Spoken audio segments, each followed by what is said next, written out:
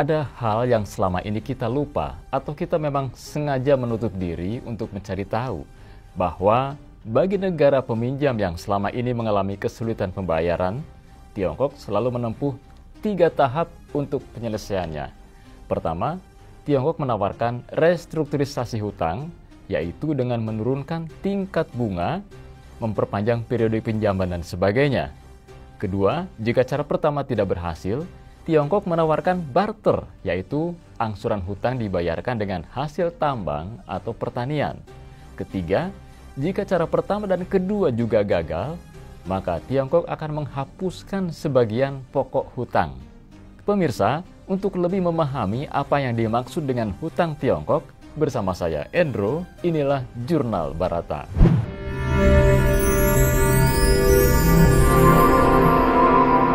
Jurnal Barata.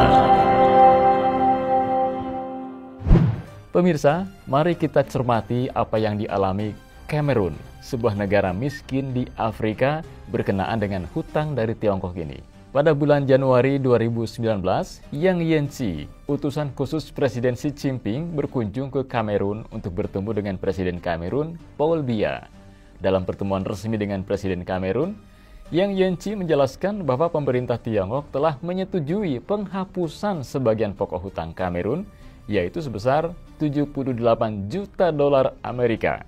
Tujuannya untuk mengurangi beban angsuran hutang Kamerun. Itu hanya salah satu contoh dari data-data yang kami peroleh melalui penelitian yang dilakukan oleh Inisiatif Penelitian Tiongkok Afrika, Johns Hopkins University. Data lain juga menunjukkan bahwa Tiongkok telah menghapuskan ratusan juta hutang Afrika. Selain Kamerun, kebijakan pengampunan utang atau amnesti Tiongkok ini telah diberikan juga kepada Ethiopia sebesar 13,7 juta dolar, kemudian Botswana 7,2 juta dolar, Lesotho 10,6 juta dolar. Selain itu juga Tiongkok menolong Kongo untuk membereskan hutang dengan Bank Dunia atau IMF sebesar 449 juta dolar.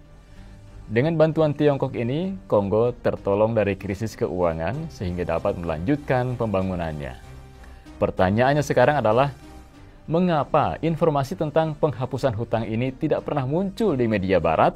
Nah, padahal informasi ini dengan mudah diperoleh di Johns Hopkins University. Justru yang banyak dipublikasikan adalah hoax atau jebakan hutang. Mau diakui ataupun tidak, ini menunjukkan betapa mengecewakannya kualitas objektivitas media barat. Pemirsa, Profesor Deborah Brautigam telah lama melakukan penelitian ini untuk menguji kualitas media saat ini. Deborah menemukan bahwa ternyata pemikiran pemberitaan media tentang hutang Tiongkok selama ini hanya disampaikan secara luas, tetapi tidak pernah mengungkapkan 2 hal yang secara unik membedakan hutang Tiongkok dan Barat. Pertama, media tidak mengungkapkan fleksibilitas pinjaman Tiongkok. Dalam tulisan itu jelas, Deborah mengemukakan bahwa media tidak mengungkapkan fleksibilitas hutang Tiongkok. Padahal hutang Tiongkok lebih disukai oleh negara-negara sedang berkembang karena fleksibilitas pemerintah Tiongkok dalam mengelola pinjaman tersebut. Fleksibilitas itu ada dalam 2 bentuk, yaitu merubah kondisi pinjaman dan penghapusan pinjaman atau keringanan utang. Pada saat negara peminjam mengalami kesulitan keuangan, pemerintah Tiongkok cepat dan fleksibel dalam mengubah kondisi pinjaman, baik dengan cara merubah kondisi pinjaman atau penghapusan. Mari kita perhatikan deretan data-data ini. Tahun 2005, Tiongkok membebaskan 10 miliar hutang Afrika. Tahun 2009, Tiongkok menghapuskan 150 pinjaman dari 32 negara sedang berkembang. Tahun 2000 hingga 2017, Tiongkok menyediakan dana sebesar 143 miliar dolar dalam bentuk pinjaman konsesional bagi negara-negara sedang berkembang. Dana tersebut dapat dipinjam untuk mengalihkan pinjaman-pinjaman dengan bunga tinggi ke pinjaman konsesional Tiongkok, sehingga meringankan beban keuangan negara-negara tersebut. Kemudian September tahun 2018, Tiongkok memberikan bantuan pinjaman konsesional dan pembebasan hutang kepada negara-negara Afrika sejumlah 60 miliar dolar. Mei 2019, pemerintah Tiongkok membebaskan 10 miliar dolar pinjaman negara-negara sedang berkembang. November 2020, Tiongkok memberikan bantuan sebesar 2,1 miliar dolar kepada negara-negara miskin untuk pembebasan hutang-hutang dengan bunga tinggi yang pada umumnya berupa hutang kepada lembaga-lembaga keuangan barat. Kedua, media tidak mengungkapkan adanya bantuan atau penganugerahan. Dalam relasinya dengan negara-negara sedang berkembang, Tiongkok cenderung memberikan bantuan dan hutang dalam satu paket. Sebagai contoh, negara yang bersangkutan membutuhkan 10 miliar dolar dalam bentuk infrastruktur. Tiongkok bersedia membantu dan pada saat perundingan, pihak Tiongkok akan mengatur 4 miliar dolar diberikan dalam bentuk bantuan atau penganugerahan dan 6 miliar dolar diangsur 30 tahun dengan bunga. Tawar-menawar biasanya terjadi untuk yang diangsur. Contoh lainnya, sebagaimana Profesor Yanis Varoufakis menceritakan pengalaman Ethiopia mendapatkan pengampunan Tiongkok. Pengalaman Pakistan dengan pembangunan koridor ekonomi Tiongkok-Pakistan yang menelan biaya 62 miliar dolar juga menjadi contoh nyata kebijakan tersebut. Media hanya mengungkapkan bahwa Pakistan terjebak ke dalam jebakan hutang Tiongkok karena 62 miliar dolar adalah sepertiga dari Gross Domestic Product atau GDP Pakistan, sehingga pasti tidak akan terbayarkan. Apa yang tidak diungkapkan media adalah hubungan khusus antara Tiongkok dan Pakistan. Boleh dikatakan, Pakistan adalah sobat bagi Tiongkok. Bagi Tiongkok, sekarang adalah waktu membalas budi baik Pakistan. Koridor ekonomi Tiongkok-Pakistan adalah sepenuhnya penganugerahan Tiongkok bagi Pakistan. Tiongkok sepenuhnya mendukung pembangunan Pakistan, baik pembangunan infrastruktur maupun pembangunan industri-industri yang berorientasi ekspor, termasuk di dalamnya adalah industri persenjataan. Lalu mengapa Tiongkok begitu murah hati? Bagian dari jawaban ini hanya bertujuan untuk menguraikan apa faktor-faktor yang melatar belakangi perilaku Tiongkok tersebut. Pertama, berbeda jauh dengan Inggris dan Amerika yang menjadi adik kuasa karena kedua negara ini adalah guru kolonial. Tiongkok tumbuh menjadi negara besar dan kuat serta terbuka lebar dan kemungkinan ke depan akan menjadi adik kuasa. Sebagai korban kolonialisme barat, Tiongkok menerima a century of humiliation atau satu abad penghinaan adalah luka yang terbuka lebar dan membekas dalam jiwa setiap warga Tiongkok.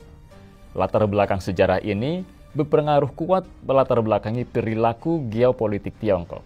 Itu sebabnya Tiongkok menolak proposal Amerika yang ditawarkan oleh Zbigniew Brzezinski untuk membentuk G2 Amerika Tiongkok untuk menguasai politik global. Oleh karena itu, Tiongkok lebih memilih menjadi bagian dari negara-negara sedang berkembang dan miskin daripada mengikuti langkah Jepang menjadi anggota klub putih eksklusif untuk menguasai politik global. Kedua, faktor lain yang berbeda dengan Barat yang cenderung individualis eksklusif adalah pandangan dunia Tiongkok yang sangat dipengaruhi oleh filosofi humanis Konfusianisme yang melihat dunia ini sebagai sebuah komunitas. Dengan demikian, menjadi makmur perlu diikuti dengan berbagai kemakmuran. Oleh karena kemakmuran itu baru sempurna pada saat tetangga-tetangga di sebelah juga ikut menikmatinya. Itu sebabnya pada saat menjadi makmur, Tiongkok menawarkan inisiatif sabuk dan jalan sehingga menjadi pemerataan pembangunan di Asia dan Afrika. Program pembangunan semacam ini belum pernah terjadi di sepanjang sejarah dunia. Memang benar, inisiatif sabuk dan jalan juga berdampak positif bagi pertumbuhan ekonomi Tiongkok sendiri. Namun, bahwa Tiongkok memilih kebijakan pembangunan infrastruktur negara tetangga adalah sesuatu yang langka. Ketiga, Tiongkok adalah investor sabar yang berpikir untuk jangka panjang. Oleh karena itu, lebih mengharapkan terbentuknya sebuah relasi dalam jangka panjang. Itu sebabnya Tiongkok fokus pada ekonomi dan bisnis, sehingga dengan demikian, Tiongkok lebih tertarik untuk mengembangkan pasar dan investasi-investasi lainnya. Jelas untuk itu dibutuhkan waktu yang panjang. Nah, atas dasar itulah, Tiongkok sangat berkepentingan melihat mitranya tumbuh dan berkembang secara ekonomi.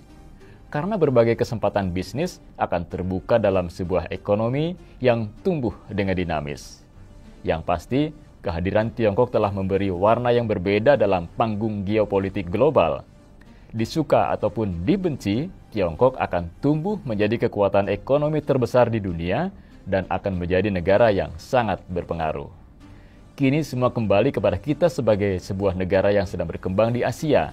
Apakah akan ideologis dalam menyikapi bangkitnya raksasa ekonomi Tiongkok sebagai ancaman, ataukah memilih realis pragmatis dengan melihat kebangkitan Tiongkok sebagai kesempatan besar dan memanfaatkan Tiongkok sebagai sumber dana dan teknologi? Semua pilihan itu ada di tangan kita. Pemirsa, demikian Jurnal Barata, saya Endro Mariono. Demikian Jurnal Barata.